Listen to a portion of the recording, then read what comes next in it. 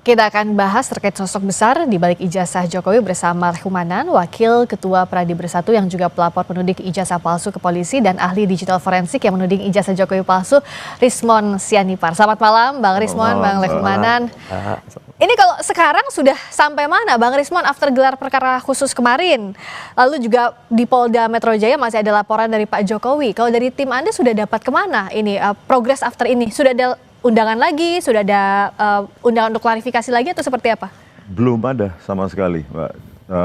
Tapi begini, kami menghormati proses hukum yang ada di Polda Metro Jaya, tetapi kami meminta juga agar kepolisian juga ya memproses laporan saya di Polda DIY atas dugaan skripsi palsu. Itu nggak ada progres sampai sekarang? Belum ada. Berikut juga dengan dugaan penyebaran berita bohong terkait dengan bantahan peranan Pak Kasmujo dalam membimbing skripsi dan membimbing akademis. Jadi kalau kepolisian menerapkan prinsip equality before the law, maka semuanya harus jalan sesuai dengan rel hukum yang kita kesepakati, begitu. Tapi laporannya waktu di Polda DIY itu diterima kan ya? Kalau dari liputan yang saya lihat sebelumnya itu, iya, diterima, Mbak. Jadi terutama laporan, saya sudah diperiksa juga pemeriksaan awal, laporan atas dugaan skripsi palsu.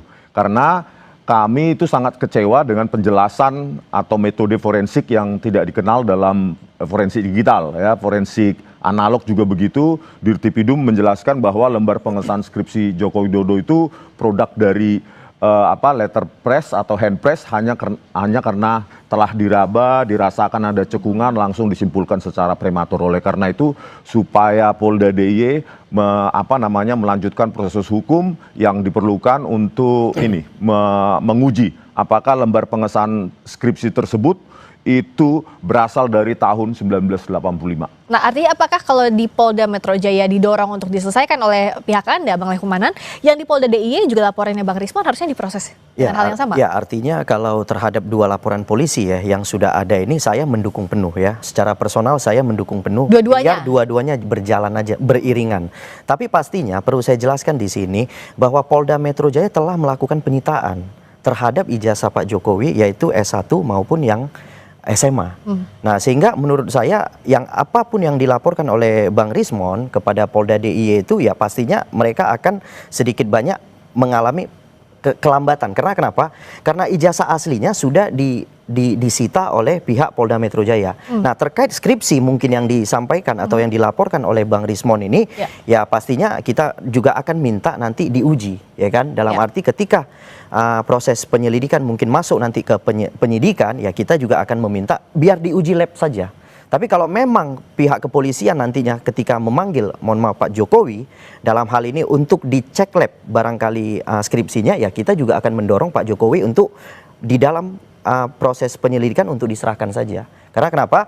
Nanti cek lab itu karena sudah pernah dilakukan ketika di Bareskrim, sebelum masuk penyidikan kan secara sukarela Pak Jokowi telah menyerahkan. Sehingga di dalam laporan yang dilayangkan oleh Bang Rismon ini, kami juga akan mendukung penuh, kami juga akan meminta Pak Jokowi kalau bisa memang serahkan agar proses hukum itu bisa terang benderang, seperti itu. Artinya nggak ada masalah dong Bang Rismon tadi, ijazahnya udah disita juga sebagai ijazah analog. Kalau autentisitinya, keasliannya itu belum. Yang kalaupun ada yang diserahkan, ya kita belum melihat berita acara penyerahannya, ya. Begitu juga jangan diklaim dulu itu asli, ya kan? Kenapa bisa gitu? Loh, karena kami menemukan banyak fakta kan dari apa yang ditampilkan oleh Dirtipidum, jumlah SKS cuma 122. Itu kan syarat untuk sarjana muda di UGM. Itu menurut peraturan akademik UGM tahun 1982. Jadi 122 SKS itu mana cukup untuk melanjutkan ke mendapatkan gelar sarjana penuh di semua fakultas Universitas Gadjah Mada, belum lagi nilai MKDU yang D. Ya jadi belum lagi ketidaksesuaian tahun KKN. Ya, Dirtipidum mengatakan 1983, Pak Jokowi meralat, belum lagi bantahan Pak Kasmujo, dan belum lagi cerita dari Profesor Sofyan Effendi. Jadi makanya jangan diklaim dulu bahwa itu yang diserahkan itu ijazah asli, tetapi ijazah analog iya. Nah, diuji pun belum itu. Bahkan ketika konvers, Dirtipidum hanya menampilkan ijazah fotokopi. Dan kami telah melakukan sejumlah analisa ilmiah. Dan itu kami kompilasi nanti. Semoga tanggal 17 Agustus kami susun itu 500 atau 600 halaman untuk membuktikan bahwa kami backgroundnya benar-benar ilmiah. Tidak ada bohir, tidak ada tokoh besar seperti yang dituduhkan oleh Pak Jokowi. Apakah iya betul tidak ada bohir, itu dijawab nanti Bang. Tapi tadi dikatakan oleh Bang Rismon bahwa dari mulai awal konferensi pers di Barreskrim, lalu ijazah yang disita tetap diragukan keasliannya, bahwa itu ijazah asli atau bukan? Ya, jadi karena saya selaku pelapor, ya salah satu pelapor di perkara yang kita laporkan itu terkait dengan mungkin Bang Rismon ini sebagai terlapor, saya sudah kemarin diminta untuk datang memberikan pemeriksaan lanjutan. Jadi dari pemeriksaan lanjutan itu sekitar 29 pertanyaan saya sudah melengkapi. Kemudian diteruskan oleh Pak Silverster Matutina dan rekan saya Ade Darmawan juga diperiksa di hari yang sama. Oke, tahan dulu sampai sana. Nah, bagaimana prosesnya pada saat itu usai azan maghrib bagi wilayah Jakarta dan sekitarnya? Kami kembali. Maghrib bagi Anda yang menjalankan khususnya di wilayah Jakarta dan sekitarnya masih bersama dengan Reshumanan, Wakil Ketua Pradi Bersatu yang juga pelapor penuding ijazah palsu ke polisi dan ahli digital forensik yang menuding ijazah Jokowi palsu Rismon Sianipar. Silakan Bung Reshumanan dilanjutkan tadi soal pemeriksaan ijazah. Ya, terkait dengan pemeriksaan kami ya salah satunya saya diperiksa di Polda Metro Jaya kemarin, pemeriksaan lanjutan, kemudian ada Bang Silverster juga, kemudian ada rekan saya Ade Darmawan. Nah, dalam pemeriksaan itu sebenarnya kami dihadirkan untuk sebagai saksi atas laporannya Pak Jokowi. Yang ke Polda Metro Jaya, yang ke Polda pencemaran Metro nama Jaya. baik itu iya, ya? Jadi karena laporan-laporan ini telah disatukan, jadi kami juga yang tadinya pelapor juga hadir sebagai saksi untuk laporan Pak Jokowi terhadap rekan-rekan daripada terlapor, kan begitu. Nah, pada saat pemeriksaan kami sudah melihat ada namanya berita acara penyitaan. Nah, dari yang memang disita itu adalah ijazah asli Pak Jokowi. Malah yang disita sekarang adalah ijazah daripada S1 dan SMA. Kalau tadi yang Bang Rismon katakan bahwa ijazah yang disita itu belum tentu asli statusnya. Iya, itu yang artinya kan pemahaman ini kan jadi bias di mana-mana. Tapi polisi tidak mungkin melakukan suatu hal yang artinya melanggar hukum. Ketika dia menyampaikan penyitaan, itu penyitaan terhadap barang aslinya. Jadi bukan penyitaan terhadap barang imitasinya gitu loh.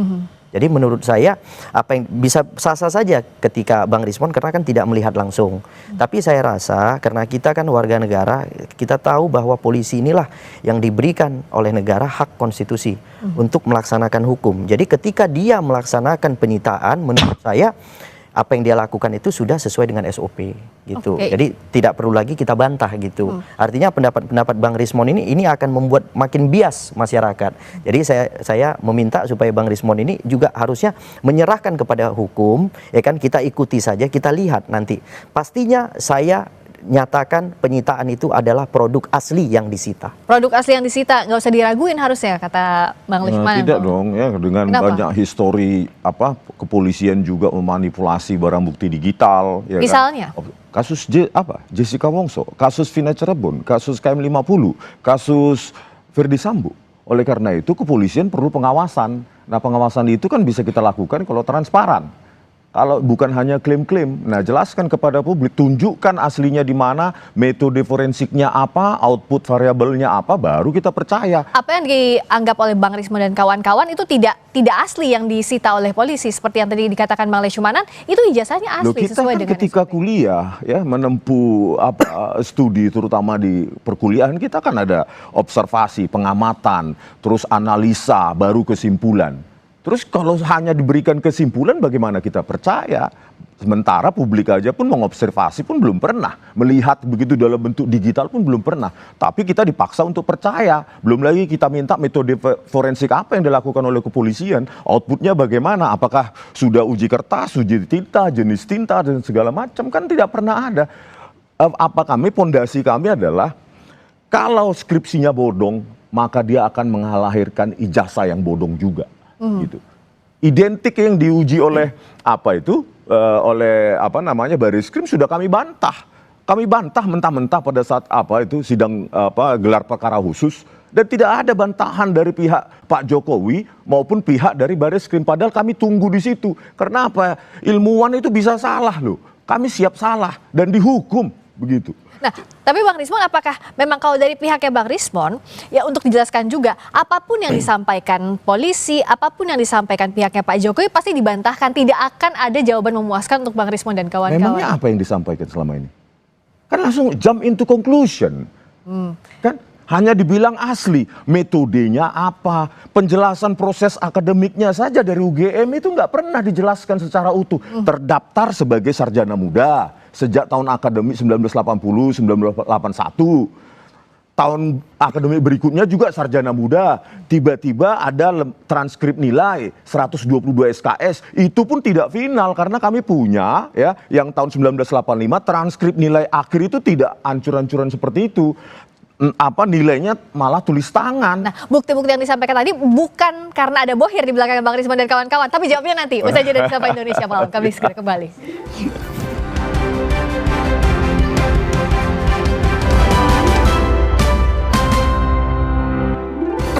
Masih di Sapa Indonesia Malam, Pengadilan Negeri Sleman memutuskan tidak berwenang menangani perkara gugatan perdata soal ijazah Presiden ke-7 Joko Widodo. Majelis Hakim berpendapat perkara sengketa informasi publik lebih tepat diajukan ke Komisi Informasi Pusat atau Pengadilan Tata Usaha Negara. Pengadilan Negeri Sleman menggelar sidang gugatan perdata terkait ijazah Presiden ke-7 Joko Widodo yang diajukan Komarudin. Agenda sidang putusan sela yang digelar secara e-court atau elektronik. Dalam putusannya, Majelis Hakim yang diketuai oleh Cahyono memutuskan tidak berwenang mengadili perkara ijazah Jokowi karena masuk sengketa informasi publik. Dalam putusan sela tersebut nomor 106 itu bahwa Majelis Hakim setelah bermusyawarah menjatuhkan putusan sela menerima terhadap eksepsi kompetisi absolut. Ya, jadi intinya Pengadilan Negeri Sleman tidak punya kewenangan untuk menangani perkara nomor 106 pada DKI 2020 ini. Itu tadi perkara perdatanya. Kalau pidananya masih bersama dengan Bang Rismon juga Bang Leshumanan. Saya ke Bang Rismon, bagaimana menjawabnya secara gamblang bahwa tudingan tokoh besar di baliknya atau bohir lah di balik Bang Rismon dan kawan-kawan itu nggak ada? Kalau saya ya pribadi ya kalau ada bohir tangkap aja saya Pak Kapolri, itu aja apa saya. Itu standing position saya. Kalau memang ada, tangkap aja langsung saya. Karena apa? Karena itu jahat tindakan itu. Dibayar untuk menganalisa, berarti kan itu hasil analisa saya berarti hasil dari pesanan berarti. Bukan kajian saya. Gitu. Oleh karena itu ya saya tantang Pak Kapolri kalau memang ada yang bayar saya tangkap. Gitu. Yang kedua, untuk menegaskan posisi saya ya saya akan kompilasi metode-metode yang saya pakai. Dan itu silakan bantah pihak dari Pak Jokowi maupun pihak Pak UGM. Itu aja, clear. Tidak ada tokoh besar di balik tudingannya Bang Rismon, Bang Roy dan kawan-kawan sejak awal kasus ini berlangsung sampai sekarang. Ya, saya kan menganalisa tentang ijazah dan skripsi ini sejak Maret 2025. Kalau pihak-pihak lain yang memang kebetulan kami ada di sebuah tempat itu kan punya agenda masing-masing, hak politik mereka. Tetapi bukan berarti saya bisa disetir. Bukan berarti saya bisa disuruh-suruh, diorkestrasi, Rismon ke sini, Rismon ke sana, itu nggak ada itu. Makanya saya tantang, ya kalau memang ada tangkap aja langsung. Karena itu berarti saya orang jahat itu. Kenapa ditanyakan ini? Karena narasi tokoh besar, orang besar di balik ini kan dari Pradi Bersatu awalnya Bang Leshumanan, kawan-kawannya Bang Leshumanan. Jadi sebenarnya bahasa ini kan dimulai dari Pak Jokowi, ya kan, bahwa Pak Jokowi menyampaikan ada tokoh besar.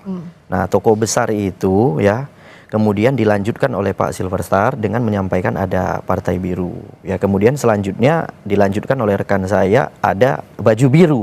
Jadi sebenarnya baju biru itu kalau bisa saya tekankan di sini adalah kembali kepada Pak Roy Suryo karena dugaan kami dalang daripada penyampaian ijazah-ijazah palsu ini berasal dari Pak Roy Suryo. Bukan tokoh politik tertentu. Jadi Pak Roy ini kan dulu memang berafiliasi di salah satu partai, tetapi kan sudah tidak. Tapi kami tidak ke sana ya sebenarnya arahnya. Kami sudah cuman mau menyampaikan bahwa tokoh itu adalah Pak Roy Suryo. Itu yang saya perlu sampaikan.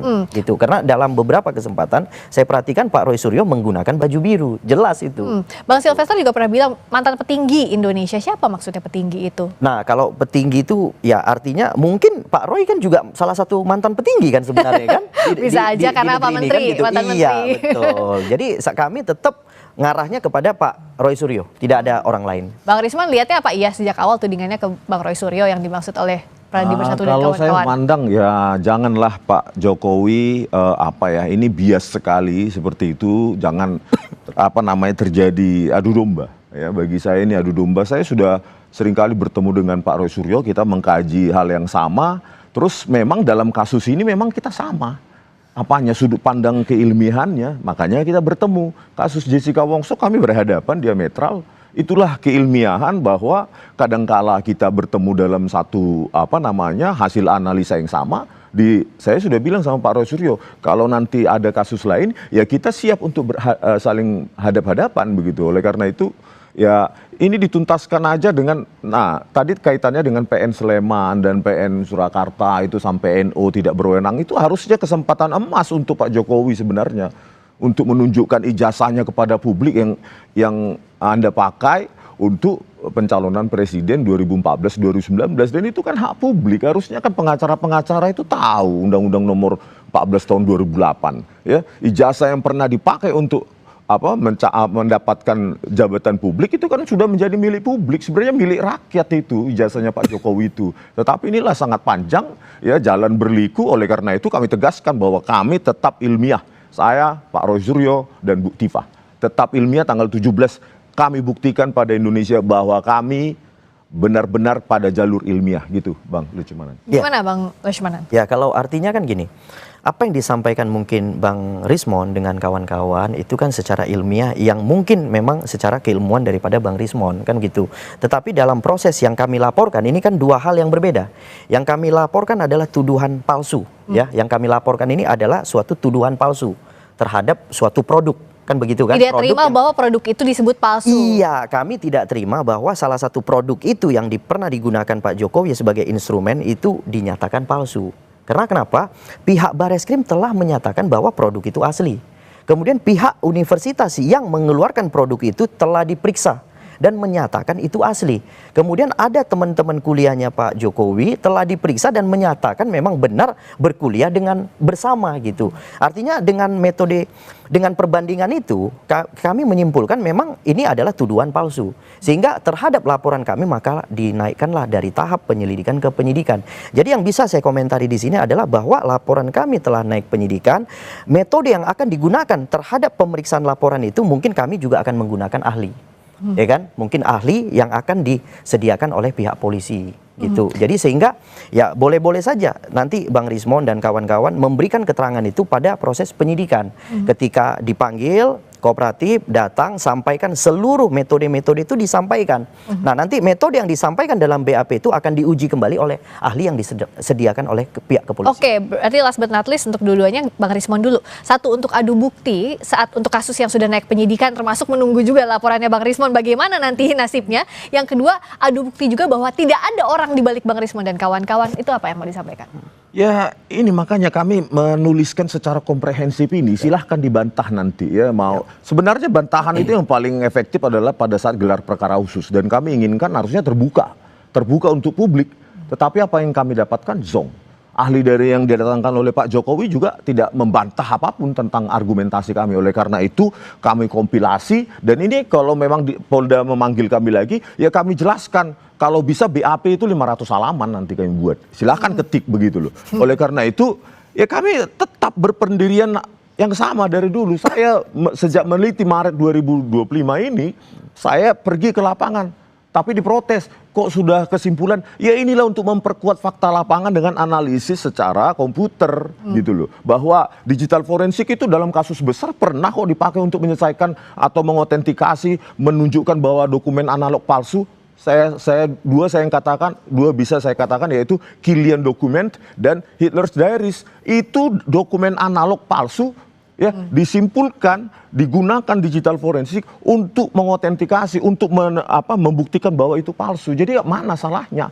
Apa yang kami lakukan sudah dilakukan oleh negara maju gitu loh. Argumentasi pihak Pak Jokowi mengatakan dokumen analog hanya bisa diforensik secara analog. Tolong googling yang saya katakan dua kasus besar tersebut. Oke, kalau dari Bang Luchmanan untuk lawan BAP 500 halaman tadi gimana? Ya, itu artinya gini, saya nggak mau masuk terlalu dalam kepada proses penyidikan karena proses penyidikan ini kan milik polisi. Artinya saya tidak mau mempengaruhi penyidikan polisi. Nah, cuman setahu saya secara SOP dari pihak kepolisian, apa yang akan Bang Rismon nantinya sandingkan dalam BAP itu mereka akan sandingkan juga dengan ahli yang mereka siapkan. Sehingga jadi gini, sesuai pasal 184 KUHP hukum acara bahwa keterangan saksi, keterangan ahli, kemudian keterangan petunjuk dan alat bukti surat yang nantinya mungkin keterangan, mohon maaf, terdakwa. Terus kalau dugaan berbeda saya, dari keahlian dari pihak polisi, itu yang benar begitu? itu yang akan dipakai pastinya. Gitu loh. Artinya Masa karena hanya dia ahli dari kepolisian langsung ahli yang mengatakan dihadirkan kami salah? oleh kepolisian itu pastinya kan dia akan memberikan keterangan sesuai dengan keahliannya. Sehingga jangan kita menilai keahliannya, ya kan? Tapi itu dia dilindungi menilai keahlian kami. karena ada laporan yang sedang berjalan, kemudian laporan ini telah naik penyidikan, sehingga memerlukan pendapat daripada ahli. Oke, baik. Itu sesuai hukum acara.